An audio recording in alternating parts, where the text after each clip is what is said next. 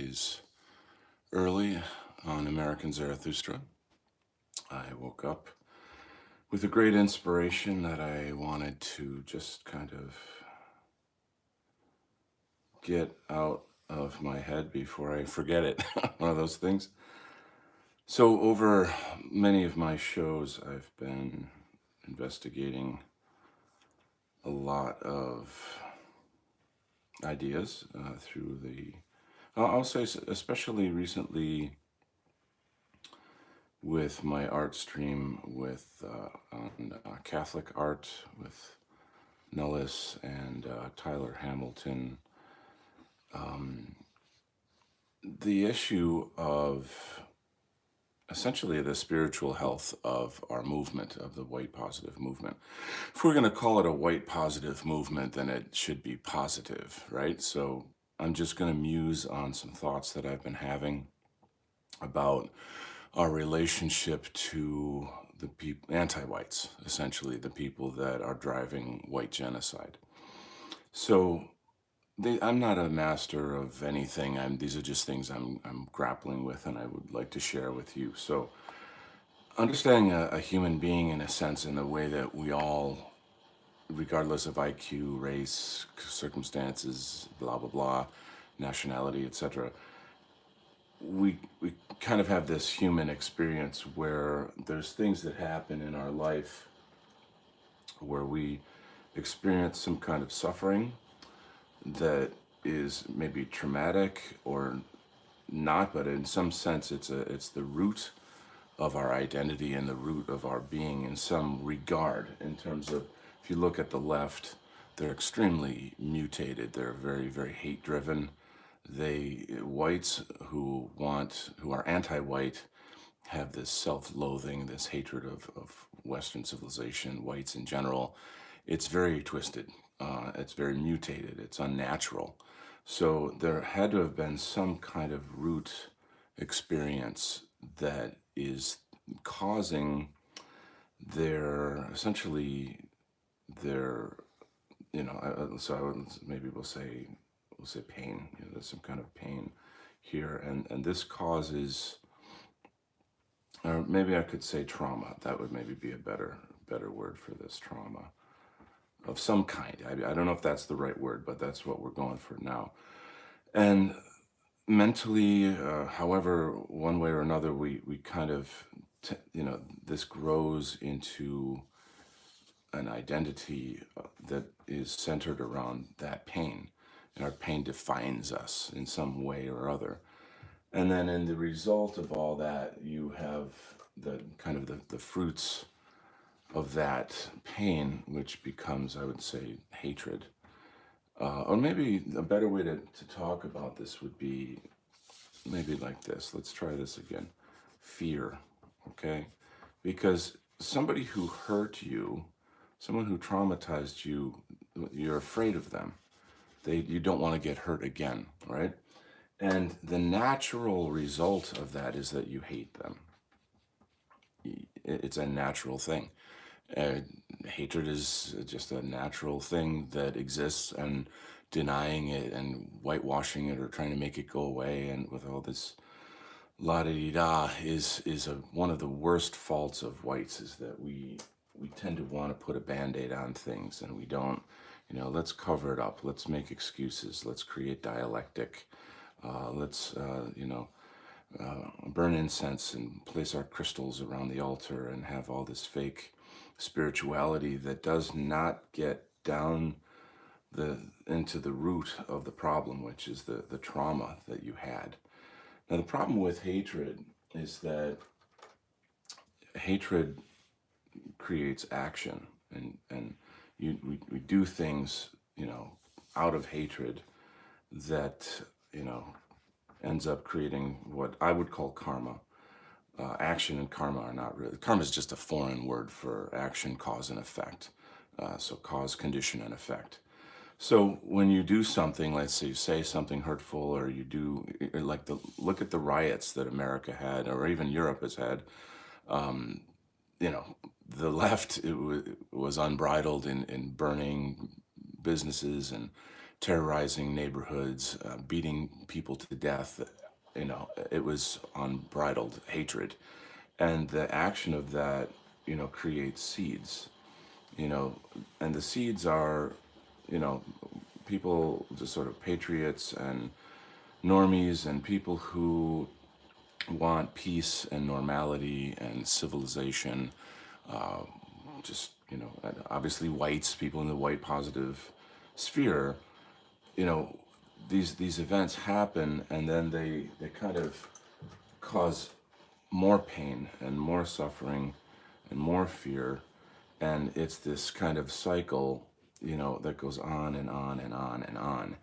And so we're caught in that cycle profoundly. And this is, you could take this to a very deep level. You could talk about the, history and the human experience and all this stuff. But this is kind of what's going on. And so what is the answer? What is the way? And so it occurred to me, essentially, I mean, this is where I'm at the moment. This is sort of my current understanding. Is I didn't leave room for myself to draw the things that I need. I'm trying to draw essentially like a shovel that we could use to dig up the roots, to go in here and get rid of the root of the problem, which is the trauma, which is the pain that we define ourselves by. And so, well, how do you do that? Well, I believe it's forgiveness. And forgiveness sounds like a weak thing. It's that's how is that going to fix anything? They're just going to keep hurting us. And what do we? Forgiveness isn't going to help. Well, forgiveness is, for lack of a better term, self-love or health. Uh, it's changing your focus from this cycle to yourself, to creating a new cycle, where you're using the root of love and forgiveness to grow something positive. And this is only, how do I say it? This is a very personal, private thing. It's not, you can't, I don't know how to explain this. You change yourself, you change the world. You, I don't know, I don't have really the language that I really wish I had at the moment, but by doing this, it's not, this, the forgiveness I'm talking about is, okay, I learned something. I learned from this situation not to do A, B, C, D, or I learned that, the people who are living in fear, the people who suffer these traumas need some kind of help. And there must be some way to help them out, pardon me, out of this cycle here. And you may not be able to do that. You may not have the resources or ability to do that. But if we understand how they got that way, I think that's a huge step forward. And we can self-reflect and see that in ourselves. So the more that we in the white positive movement are feeding into this cycle, the more we empower our enemies. You see, the more we help them manifest their hate, and the more we water their fear and we grow their fear.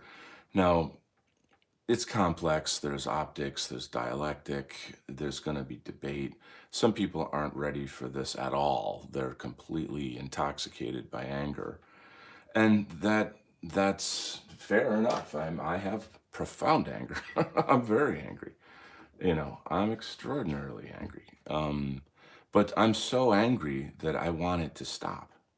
I'm so angry that I want this thing to go away. I want to save our people. And I mean no harm to any other people. But there's a certain kind of, like a child, sometimes you, as a parent or a teacher, you realize that you have to punish a child to make them snap out of it. They have to see some kind of like consequences for their action. And you don't punish your child out of hatred and anger. And I mean, that's you're going to be angry. You're a human being, but you're not afraid of your child. And you're not going to cause more trauma in your child so that they fear you and then they hate you and then they do more actions against you. Are we clear? I mean, it's kind of simple math, to be honest, right? So as people aren't really ready for it, but I think that we have to start contemplating forgiveness as a form of self-health and helping each other in the movement. So a lot of the content that I produce on American Zarathustra is I'm attempting to do healthy things for the community. I'm attempting to produce material content that is a break from the toxicity. I'm attempting to grow us into healthy people, who are living healthy lives. And, you know, it's a struggle. We're not all there, we're just working on it together, right? So, with that in mind, you learn something from the left. You realize that they're, and look at them. I mean, my God, you ever see like an Antifa spreadsheet, or not a spreadsheet, like those photos that they take of them when they're arrested before, the Democrats pay for them to go back out on the streets and continue their violence. These are some warped people. They're profoundly warped. And, this warping, this mutation of fear and hatred is it's culturalized, it's systemized, it's racialized. There's a lot involved in people taking advantage of this fear that we're living in. And man, are we living in it. We're on max right now. The fear in the media and et cetera, et cetera. It's on 1,000 basically. So we're changing. The right wing is changing. There's seeds growing, and people are, I think, ready to pop. And I feel like, I'm not for war. I'm not for destabilization. I'm not for the country separating. It's called the United States. And I know that many of you will say, oh, it's over. It's been over. There's no way to fix it. And maybe you're right. But I'm not going to, like, put pressure on that. Rather, and if that's the way it goes, then don't we need even more strength and self-love and kind of community health to survive that change? You see where I'm going? So this word forgiveness is something we're going to have to start really taking seriously. And it's forgive and forget. Well, we're obviously not going to forget. That's a bit absurd, right? We know what's going on, but I'm essentially just proposing a new way of thinking, a new way of being as we move forward. Like I said, how are we a white positive movement if we're not positive? Now, everybody knows I'm a shit lord like crazy. I'm an edge lord like crazy. I post some pretty harsh stuff sometimes, but it's the truth though. The thing is, it is the truth. And that's one thing I strive for. So like, is this not the truth? Okay, can you show me how this is not the truth? That trauma creates fear, fear creates hatred, hatred creates negative action, which then continues the cycle. It's not brain surgery, guys. I mean, I'm not the first person in history that ever thought about this, right? So, but I'm maybe the first person in the way positive movement to like say, guys, we have to start focusing on rebuilding ourselves from the inside out, working on this so that our internal alchemy, the alchemy of our minds and hearts and communities, is in some way rejuvenated and based in wisdom and love. So, we always associate love with like the hippy dippy leftists, CIA infiltrated 1960s movement, something, something. So, but we're going to reclaim that, I guess. I mean, maybe that's one way to look at it, something, something. So, anyway, the alchemy of forgiveness. It's essentially maturity. This is what mature people do, and they don't. You may or may not be able to help these people in this cycle. The left essentially are enemies, the anti-whites.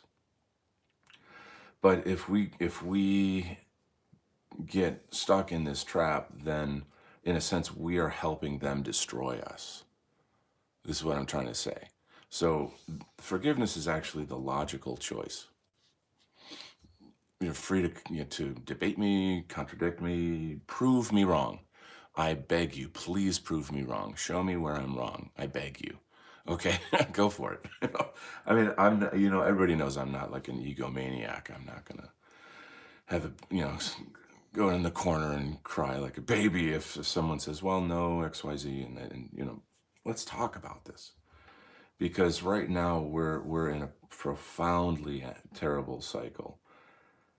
So it's not, anyway, I think I've made my point. God bless you guys. I hope that maybe should I check the comments here? Let's see. I've got if there's any comments going on. We got good morning to my friends here. Good morning. Years of anti-white programming via the television. Yeah. Media clearly has a lot to do with this.